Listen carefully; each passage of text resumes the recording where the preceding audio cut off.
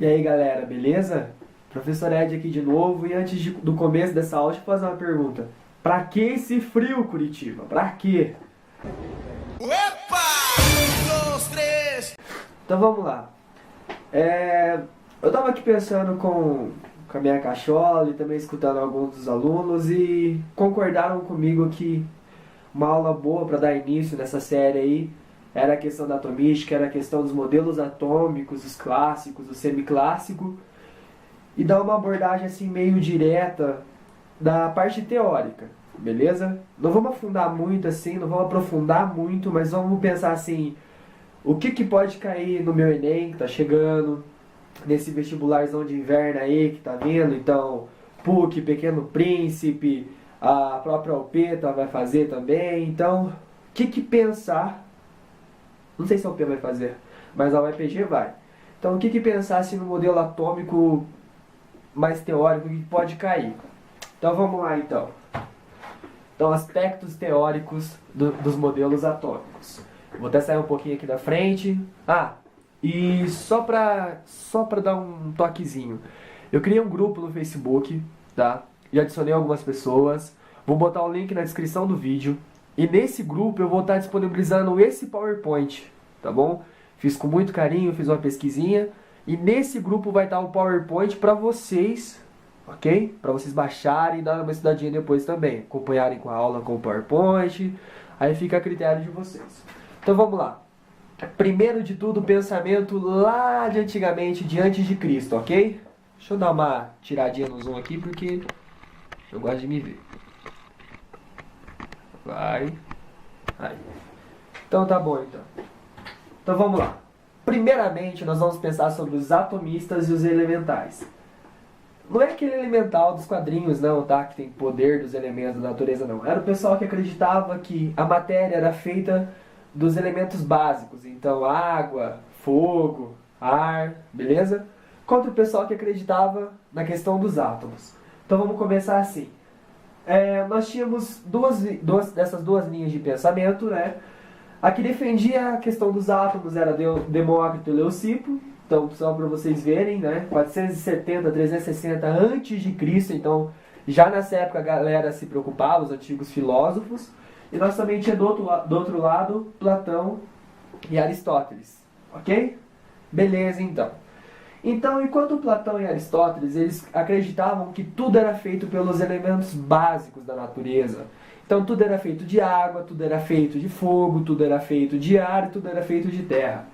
Já Demócrito e Leucipo acreditava que a matéria em si era feita de pequenas partículas, né? Não tinha esse termo partícula, mas pequenos pedacinhos que eles denominaram átomo.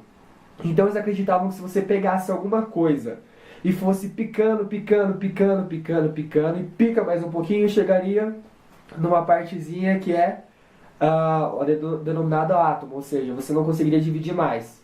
Por isso o nome. Beleza? Esse termo ficou apagado por mais de 2000 anos. Até que um cientista inglês chamado John Dalton, grave esse nome para o vestibular, grave esse nome para a tua prova do colégio, grave esse nome para a tua vida, ok? John Dalton. Então ele voltou com essa ideia dos atomistas, ele trouxe essa ideia novamente. Então John Dalton acreditava nas seguintes coisas: que os átomos eram esféricos, porque dava maior resistência, eram indestrutíveis e indivisíveis. Então ele trouxe aquela história lá do Demócrito, falando assim que chegariam a um ponto que você não conseguiria mais dividir a matéria. Ele acreditava que átomos diferentes, ou seja, de elementos diferentes, traziam sempre massas diferentes. Beleza? Ele acreditava que as combinações entre átomos em proporções diferenciadas davam substâncias diferentes. E a falha desse modelo atômico é que ele não explica em nada a questão da eletricidade nem da radioatividade. Mas mesmo assim, John Dalton já conseguiu trazer pra gente uma ideia inovadora, uma ideia muito boa, e que foi assim, aquele botãozinho de start para começar as nossas aulas aqui, para começar a ideia da atomística. Beleza? Lembrando então que John Dalton sempre lembra que é o modelo da bola de bilhar, ok? Esférica, maciça, indestrutível, indivisível. Então, próximo. Então, aqui nós temos o J.J. Thomson. Então, esse cara aí, ele conseguiu suprimir o modelo de Dalton de que forma? Ele atribuiu características elétricas ao modelo de Dalton. Então, assim, ele acreditava na mesma história, que era indivisível, indestrutível e tudo mais. Até no formato, assim, redondo, ele botava fé. Só que ele acreditava que o átomo era uma massa maciça homogeneamente positiva. Então imagina assim, ó, você vai lá na tua cozinha, faz um bolo de farinha com água, bem homogêneo, redondinho, sem nenhum buraquinho, e aquilo lá tinha que ser totalmente positivo. E ele acreditava que haviam elétrons negativos incrustados, olha só a dificuldade de falar, hein? Incrustados nessa massa. Então, era a massa com vários elétrons incrustados. E que a carga total do átomo deveria ser neutra. Por quê? Se o átomo tinha uma carga de 10 positiva, ele tinha que ter 10 negativo. Dava essa característica neutra. Lembrando então que no popular nós dizemos que o J.J. Thomson ele fez o modelo do pudim de passas. Eu até coloquei uma foto aqui que eu achei na internet, né, que é bem um pudinzinho de passas mesmo.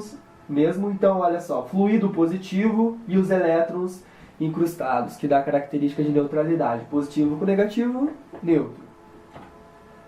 Depois vemos com o Rutherford. Então, beleza, então. Rutherford ele usou aquela técnica de bombardeamento de partículas alfa.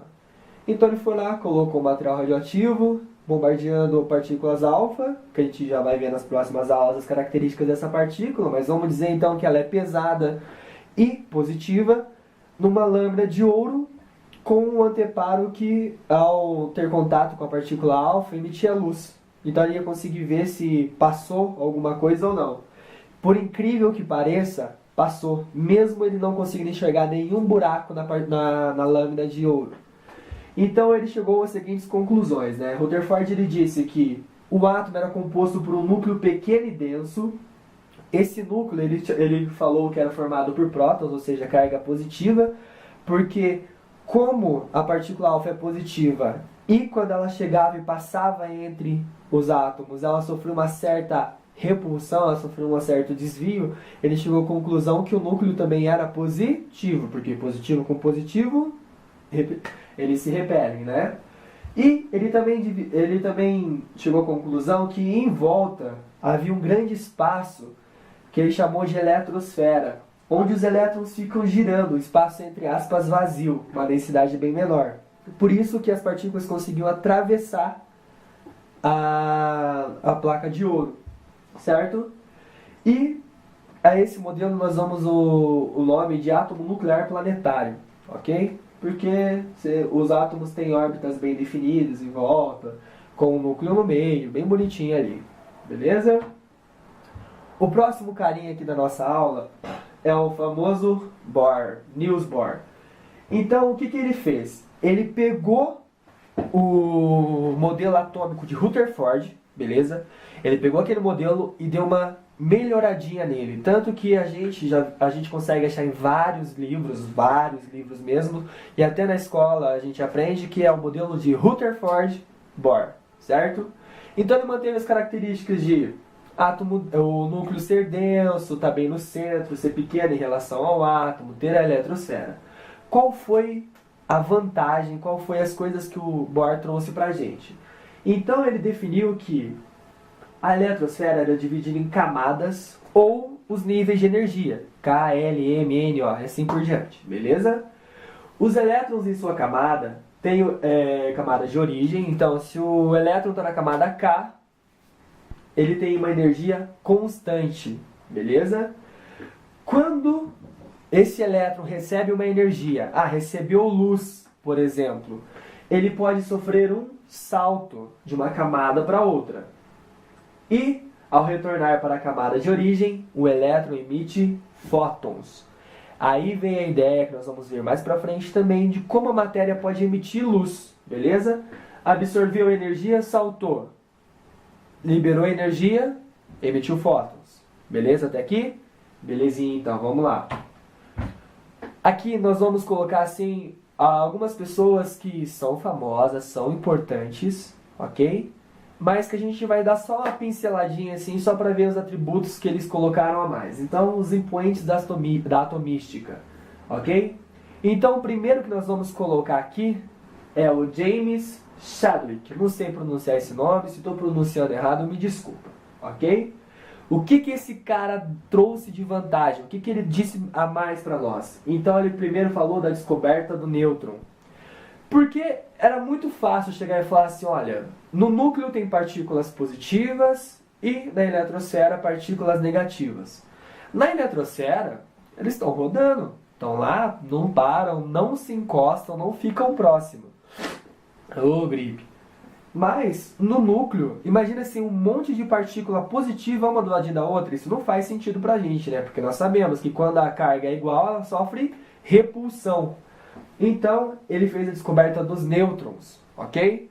Que seriam partículas sem carga que ficariam entre os prótons, dando uma estabilidade maior ao núcleo. Depois nós temos Sommerfeld. O Sommerfeld ele trouxe pra gente a ideia de subníveis de energia e orbitais elípticas. O que são subníveis? Vocês vão lembrar lá da sopa de feijão, SPDF, ok? Então ele trouxe para nós a primeira ideia de subníveis de energia e também ele disse que não era uma órbita circular como Rutherford tinha trazido para a gente, mas sim uma órbita elíptica, ok? Isso traria mais estabilidade para o átomo e tudo mais. Depois nós temos o de Broglie, certo? Que trouxe a ideia da dualidade da matéria. Então, que a matéria pode se comportar tanto como, matéria ou onda, certo? E nós também temos o Schrödinger, meu Deus. Esses caras, assim, tem nome estranho, tá? Então, se você souber falar russo, alemão, dá uma força aí, professor, depois. Ele trouxe a ideia do modelo quântico do átomo e ele também trouxe a ideia de que o orbital, ok? Que seria, vamos pôr assim, uma casinha do elétron, seria o local de maior probabilidade de se encontrar um elétron. Tá. Por que isso? Cara, imagina, o elétron está girando a uma velocidade incrível. A gente nunca vai saber falar assim, ó, aqui tem um elétron. Porque a hora que você falar que aqui tem um elétron, ele já não está mais lá. Então o orbital é o local onde tem a nossa maior probabilidade de encontrar esse elétron. Beleza? Nós também temos Heisenberg, que trouxe o princípio da incerteza, ok? Heisenberg é a inspiração do carinha do Breaking Bad, né? Então ele trouxe o princípio da incerteza que complementa a teoria anterior, certo? Tem até aquele famoso do nosso cientista anterior que tem o famoso o gato, né? Da caixa e tudo mais. Então Heisenberg trouxe para nós o princípio da incerteza, ok? Então é isso, galera. Um aspecto teórico aqui bem básico, beleza?